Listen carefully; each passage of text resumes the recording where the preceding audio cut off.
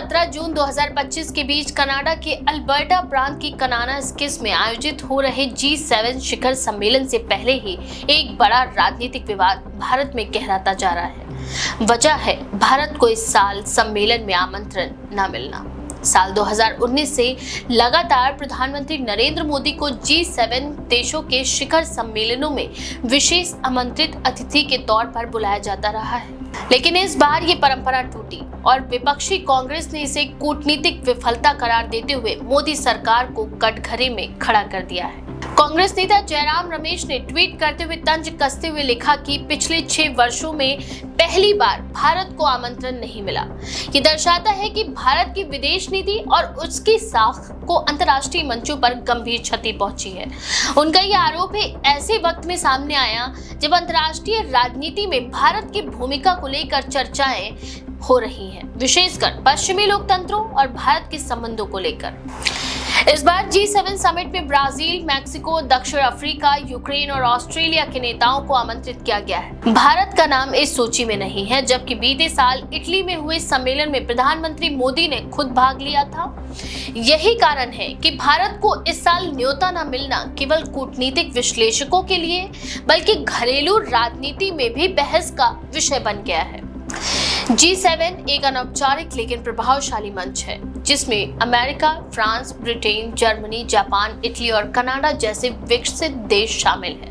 वर्ष 1975 में बने इस समूह का उद्देश्य शुरुआत में वैश्विक आर्थिक संकटों से निपटना था, लेकिन समय के साथ ये समूह अंतर्राष्ट्रीय शांति, सुरक्षा, जलवायु संकट, तकनीकी विकास, मानवाधिकार और वैश्विक वित्तीय स्थिरता जैसे व्यापक मुद्दों पर संवाद और रणनीति निर्माण का एक मंच बन गया है।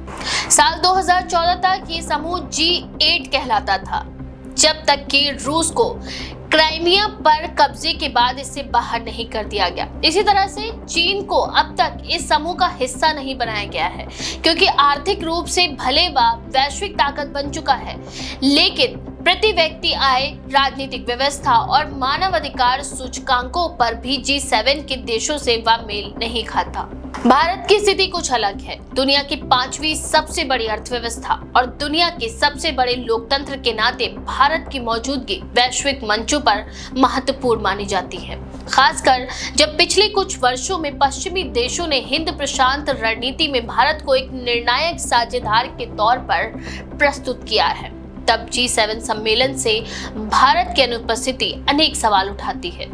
इस वर्ष सम्मेलन की मेजबानी कर रहा है कनाडा और भारत के साथ कनाडा के संबंधों की स्थिति भी किसी से छुपी नहीं है।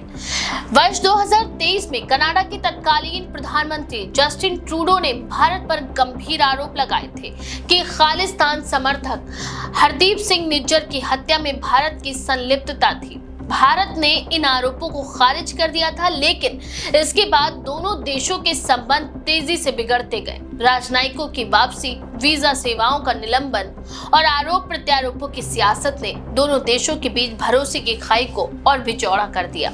हालांकि अब कनाडा के प्रधानमंत्री मार्क कार्नी हैं, जो मार्च 2025 में इस पद पर आए, लेकिन उनकी सरकार ने भारत को आमंत्रित करने से परहेज किया। इसे सिर्फ राजनयिक शिष्टाचार से जुड़ी बात मानना राजनीतिक दृष्टि से अपर्याप्त होगा। ये निर्णय सीधे सीधे उस विश्वास संकट को रेखांकित करता है जो दोनों देशों के बीच कायम है।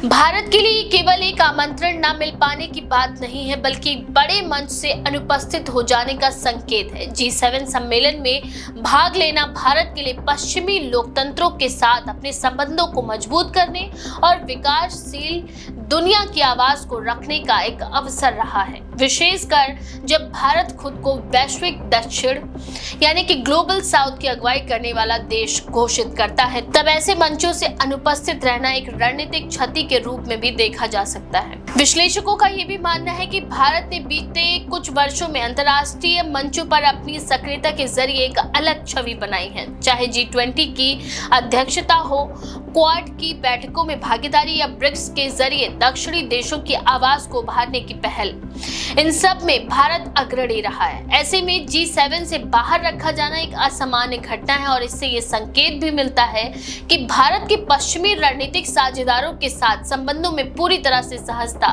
नहीं है। G7 का कोई स्थायी सचिवालय या कानूनी ढांचा नहीं है, लेकिन इसके निर्णयों और घोषणाओं का वैश्विक असर व्यापक होता है। जैसे कि वर्ष 2002 में मलेरिया और एड्स के खिलाफ ग्लोबल फंड की स्थापना, या फिर 2021 में ब्रिटेन में आयोजित सम्मेलन में वैश्विक टैक्स समझौते की पहल।